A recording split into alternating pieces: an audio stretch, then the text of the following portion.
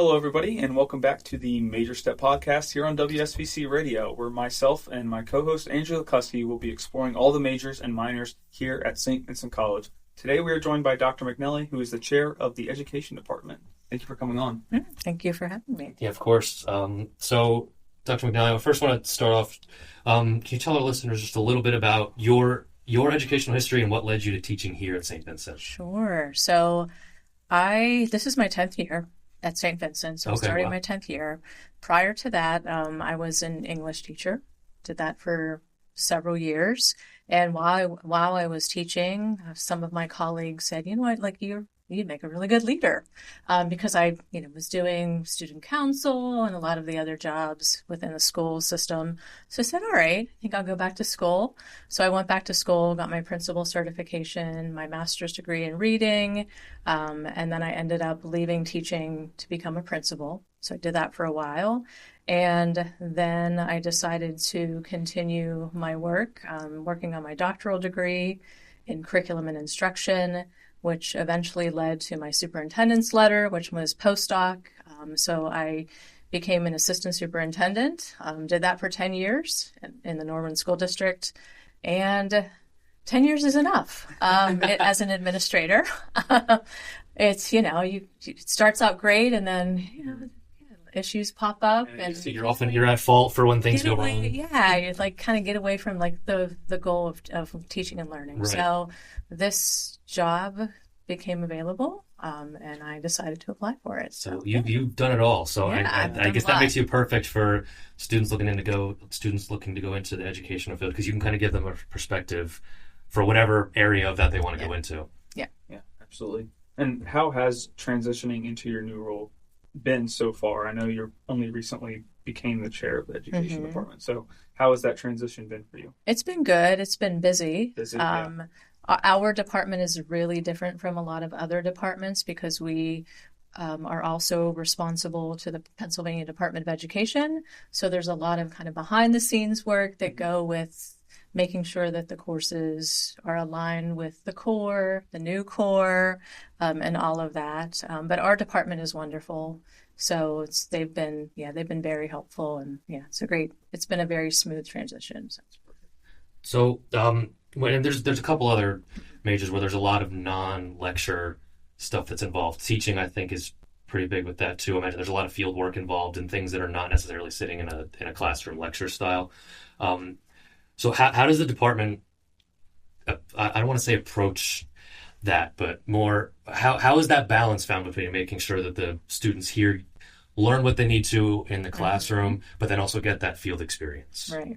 So we have a very unique program, very different from others on campus and other institutional educational programs. Our students are required to do 5 different field service classes. So field 1 through field 5. So beginning their freshman year, they're in a field class. And part of that requirement is that they are out in a variety of school districts across the county, urban, suburban, private, Catholic, and they get to see a lot of different teachers, get to sit in on a lot of different classes. They also learn how to teach online, which is kind of unique. And then field 2, we have Step Up. So I don't know if you guys are familiar with Step Up at all. Yeah, I think Nick. We had Nick Mitchell okay, on yeah. when we did a history episode. He talked briefly about it, but yes. So Step Up, our students create a unit plan, and students who are from homeschool families come to campus and take that course for them. Field 3, our students are out in a classroom again. We partner with a lot of different schools. We also partner with the Winnie Palmer Nature Reserve. Okay. And then Field 4 is pre-student teaching, which is right before student teaching. And student teaching is Field 5, and they are out in a school 5 days a week for 14 weeks teaching and learning. Wow. So, yeah, it's a lot. So yeah, that is definitely. And if I'm not mistaken, that's the only thing they do their final semester is Field 5? Yeah, so they have Field 5, which is student teaching. They also take a professional seminar course, and if they're working on their special ed certification in addition to the other certifications, then they have another class. So they could be taking 2 additional classes. So it's like a full-time job with 2 additional classes, which is I was actually just about to ask you about that. What are the additional, so you mentioned special education, are there anything else out of their certifications or minors maybe that students will pick up if they want to teach in a specialized field maybe? So we have a STEM minor. Okay. So we have some students who, some of our middle school and even our pre-K4 majors pick up that minor because if they do want to specialize, a lot of the elementary schools are looking for STEM teachers. So that helps them. We also have a children's literature minor. Once again, pre-K4 middle level, some of our English majors like to pick that up as well. In case they want to specialize and then eventually maybe get into a master's degree in reading or reading specialist. So, what are a few things that you think makes St. Vincent's education program stand out from other education programs, like across the state at least? So I think obviously I talked about our field opportunities. I think our faculty, we are all former teachers or administrators. So that is not true of a lot of other programs. So we've all been in the classroom, we've been in administrative roles, we've been in leadership roles, and we still have connections to a lot of the local teachers and administrators. So we're able to bring some of those experiences back into the classroom. So I think that's, a large benefit. One of the other things that we offer that I think is really unique is we have a graduate fellowship program. So when you graduate from St. Vincent with your degree in education, you can enter our master's degree program and work in a school district, get paid, and they also pay for your master's degree. So no one else is offering that. And we have a lot of our students take advantage of that. Good, yeah. So That's a nice little package. Yeah.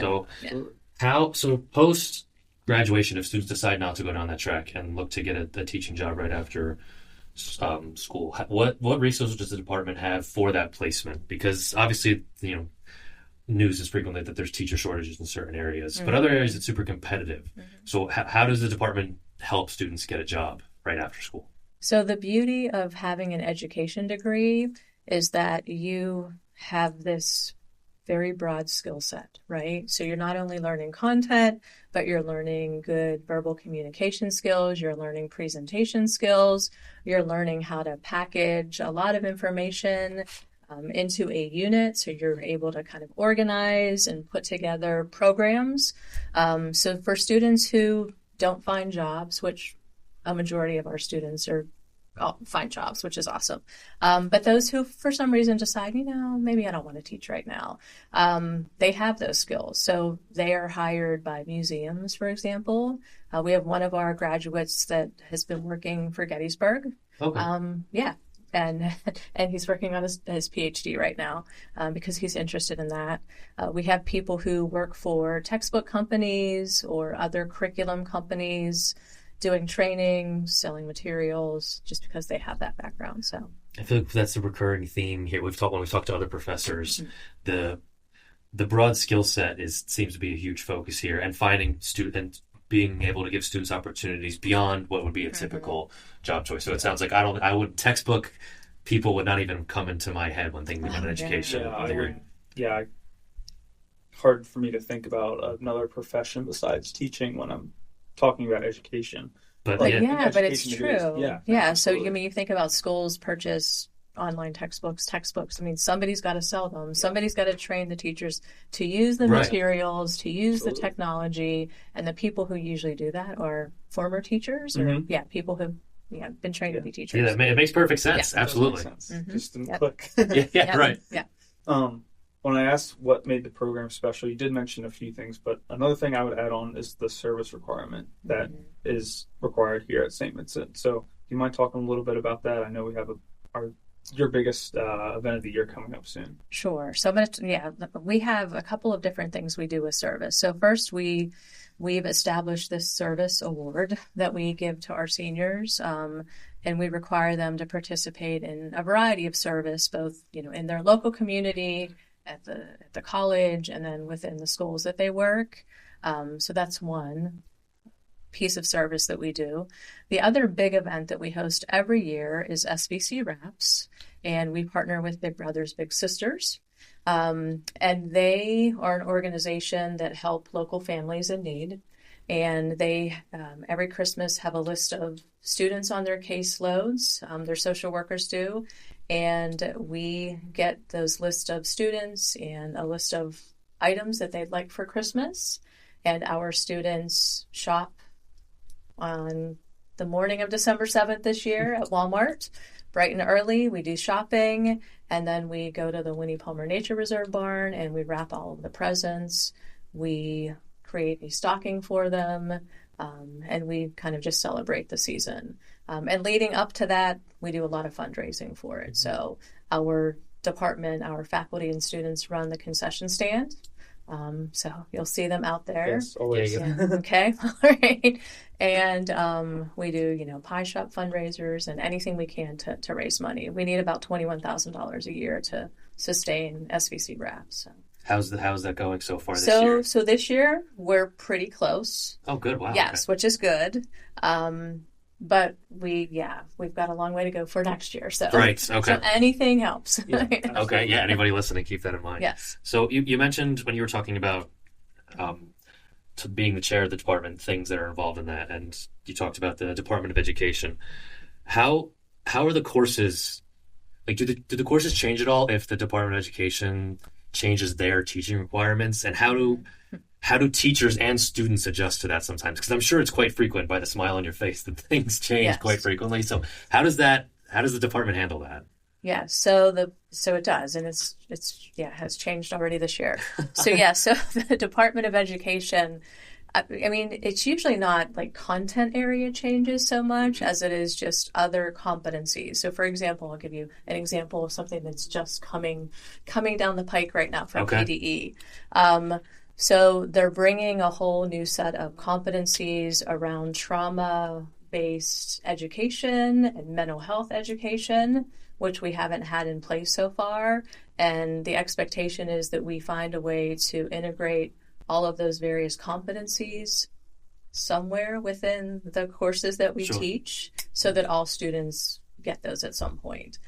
So it definitely takes us time to sit down and take a look at what are the courses that all students take? Where can we effectively align these competencies into our courses?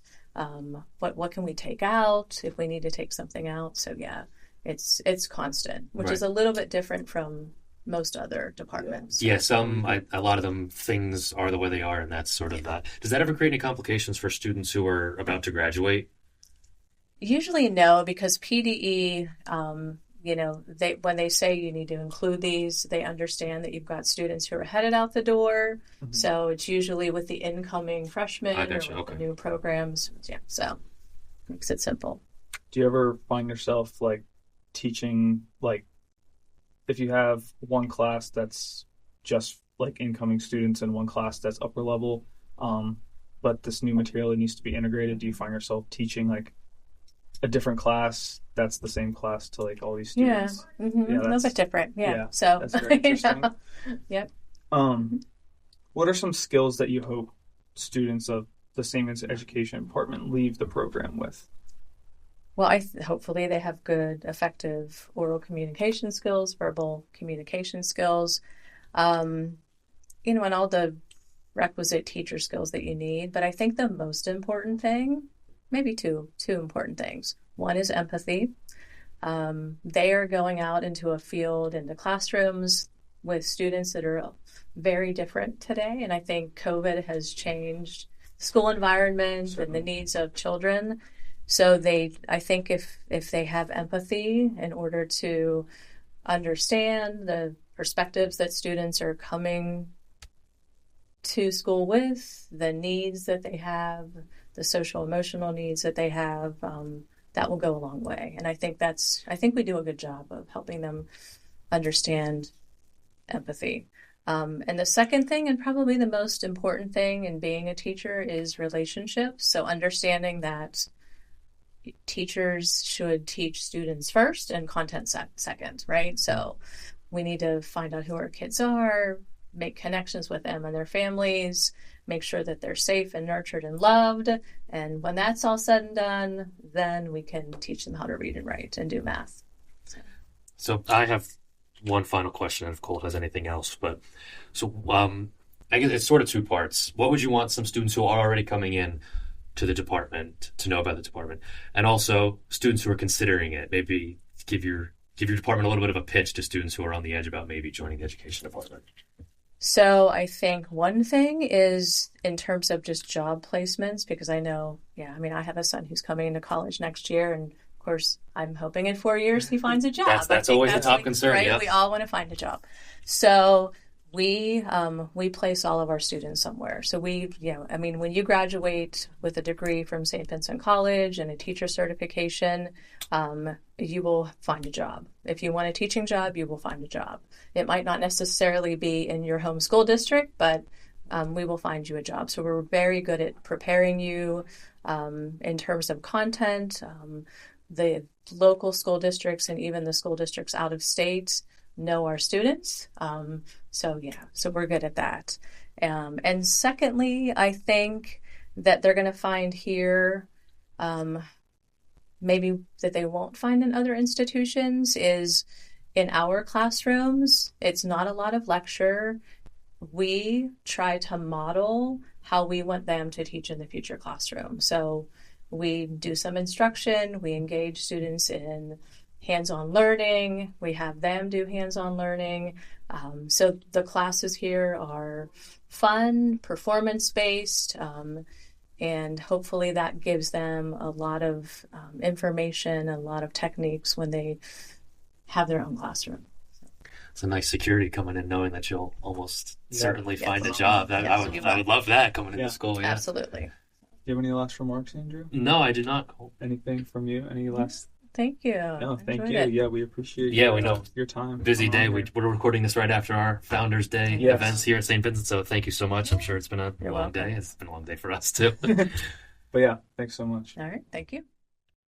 Now we're being joined by Abby Stratton, who is a senior education major. Thank you for coming on. Thank you. All right, Abby, so we ask everybody this, but just continue the tradition. What led you to decide to become an education major here, and how early in your college process has you decided that?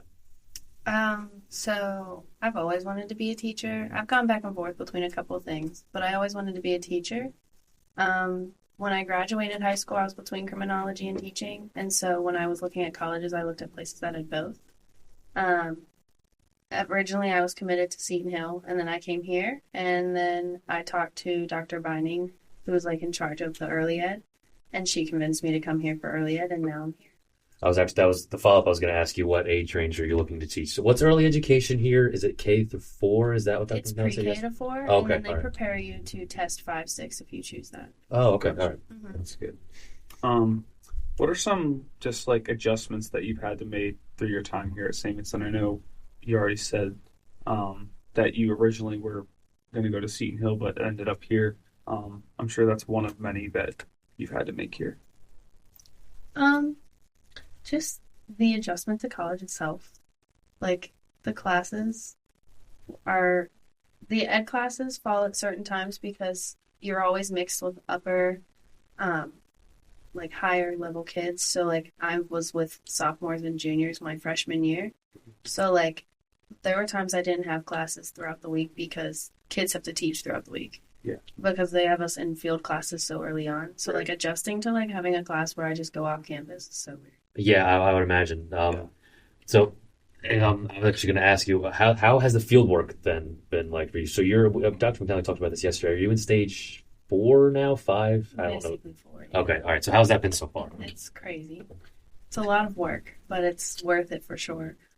Where have you been placed around here so far? My placement right now in my pre-student teaching and student teaching phase is at Bagley Elementary in the Greater Latrobe District. Okay. And I'm there for 1st and 2nd grade. But ever since freshman year, I've always been in some kind of field class. So I've been to Hempfield in any local school you can think of and any grade, honestly. So what's the difference between, so you said pre-student teaching right now. What's the difference between that and student teaching? So pre-student teaching is done the semester before you student teach, and it's only 1 day a week. Okay.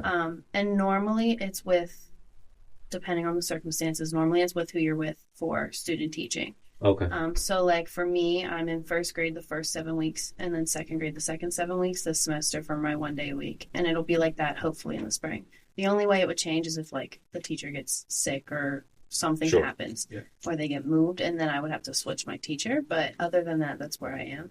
But it's just 1 day a week. You do everything you would do student teaching, just Does not a full-time job. right. Yeah. So Okay, all right. Colt's having trouble asking a question. So how does student teaching, like, I know generally how it works. All of my family has been teachers, but does the teacher that you're teaching under, so to speak, do they stay in the classroom with you, or is it kind of they hand you the reins and you teach? It kind of just depends on the dynamic you make. They will stay in the classroom. They have to, I think. Oh, okay. They can leave and then come back if they have a meeting or something. The difference with pre-student teaching and student teaching is like if they have a sub, I can't just take over. But in student teaching, I can be the sub. So if they're gone for a day, I can be the sub and they don't have to be there. Okay. Because you know the students generally better, and you know where their education's supposed to be going. Could you talk a little bit about the course load outside of field experience? Just because I think some people that haven't had like any education classes may think, oh, how hard can or how much curriculum can you create for a teacher? Yeah, right. Like, what are some things that I wouldn't know if I wasn't taking these classes, basically? Yeah. So, I mean, coming into it, I didn't think I would have as much as I'm doing. A lot of people like to think we just color all day. I hate to break it to everyone, it's not like that. Unfortunately. As an early ed major, I actually have to take classes in history. I had to take some science classes, so I took like an intro to climate change class, and I am taking an environmental class right now. I took 2 history level courses. Like, I take random classes because as early ed, you teach everything. So you have to have a little bit of a background in everything, but then you also have all the ed classes, and there's a lot of them because St. Vincent is one of the schools that prepares you for anything you can think of.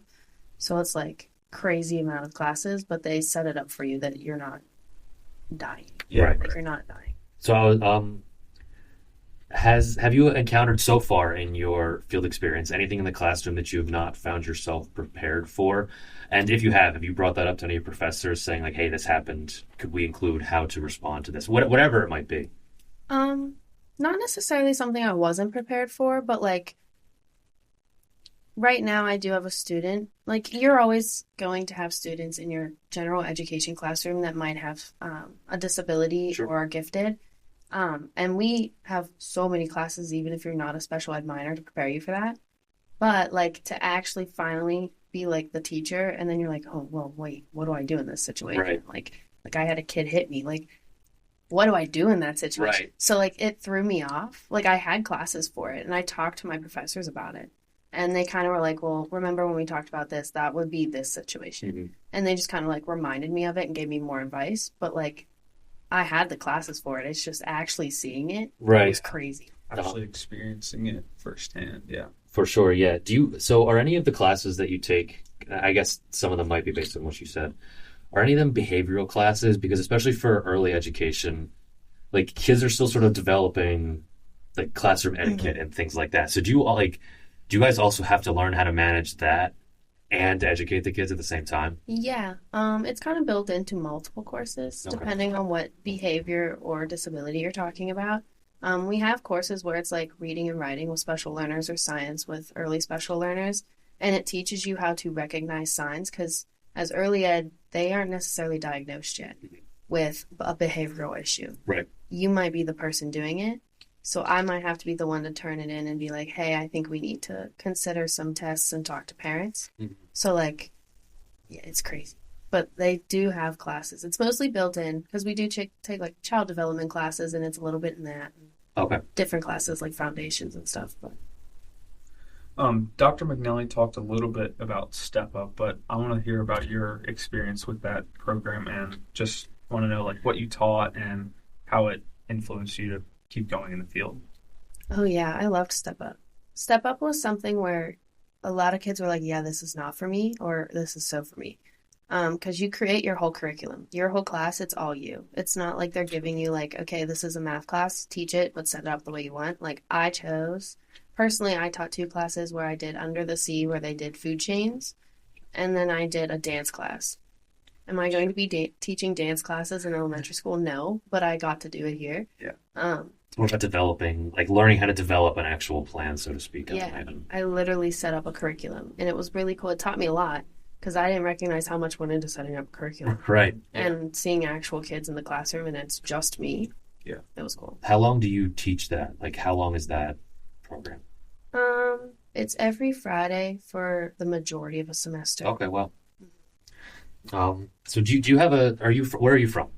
Here in Latrobe. Okay. So do you intend to teach in the Latrobe School District when you graduate, or are you looking to go somewhere else? If you have even a thought about that yet. Well, I guess you might, but It's hard. So I would love to, but I also kind of want to, I mean, everybody that graduates college wants to travel and go somewhere else just to see some other state.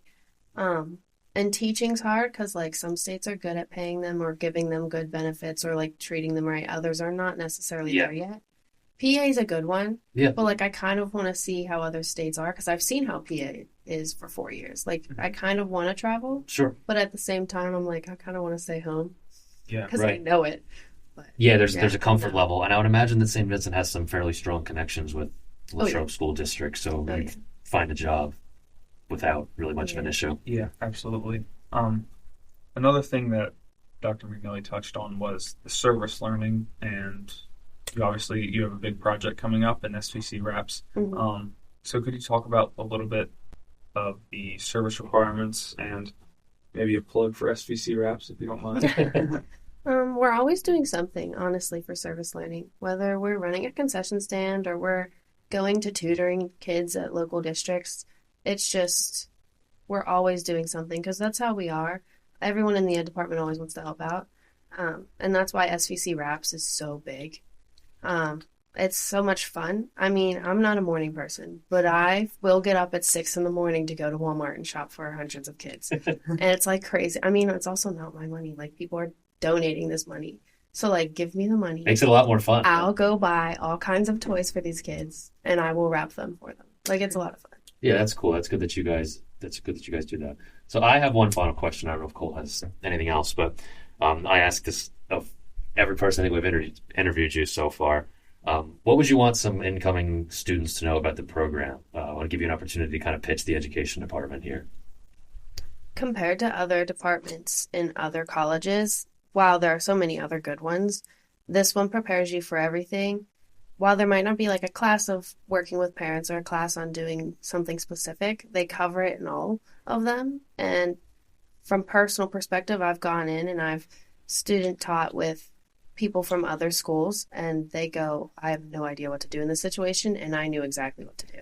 Like, I just felt so prepared. And like, anytime I have a question or a worry, any of the professors, even if I've never had them because they're more secondary or middle school, always have support for me. And it's crazy insane, the support in the ed department. That's awesome. Amazing. I don't have any more questions if you don't. No, I'm all good. Thank you very much for joining us, Abby. Thank you. Any last comments, or are you good? I'm good. Thank you. Yeah, thank you.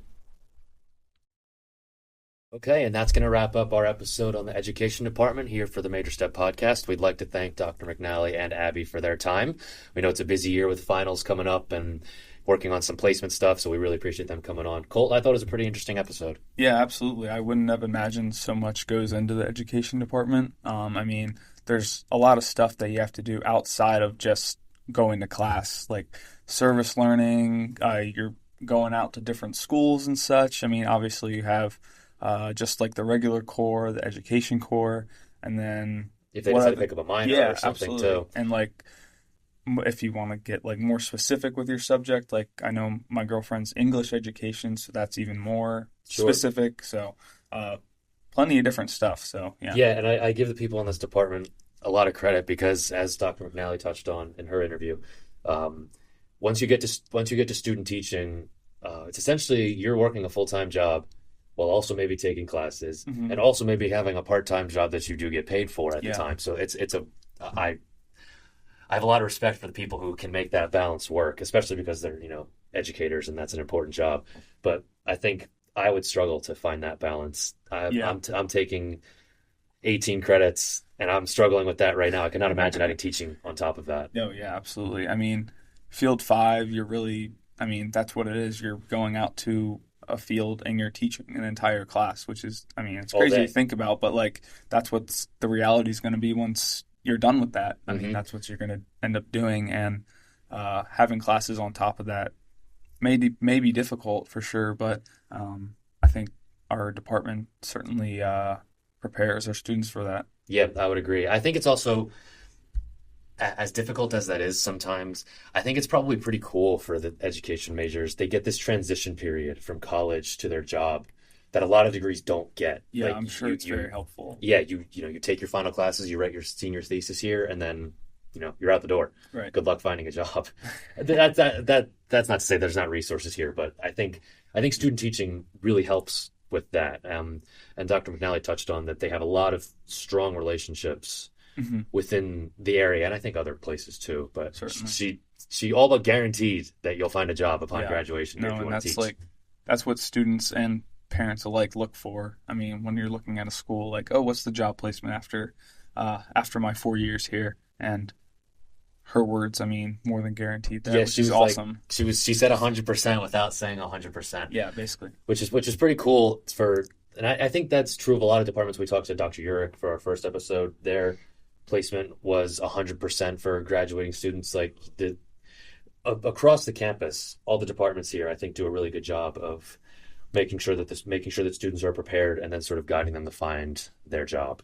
Most definitely. I think it was also, I mean, very helpful when we had Nick on, and I think we'll have a few more people that are into education that are in more specific fields like history, English, whatever it may be. But I think it was nice to have a full episode dedicated just to education, because the 2 one-off questions that we have for these other students may not be able to cover everything. So I think it was an important episode for sure. Yeah, absolutely. And I don't know how. We probably should have asked them this, but I don't know if some of this I don't know if any of this field stuff differs if you specialize in certain things. I'm not necessarily sure. I think it's just that. It's just more specialized toward your field. Yeah, so I do think it was a good idea to have something general, especially if students are sure that they want to do education, but not necessarily if they want to specialize in something or not. Right. All right, so that is going to do it for our latest episode of the Major Step Podcast. Thank you very much for listening, and I believe we will be back next week for a special episode, even though it'll be Thanksgiving. We're releasing a special bonus episode for the podcast, so stay tuned for that. Hey there, listeners. I'm Matt Boyer, station manager of WSVC Radio. If you like what you're listening to, don't forget to hit the like, subscribe, and hit that bell button to be notified with all of our newest updates. Every day, one of our shows is releasing a new episode. Stick around and stay tuned.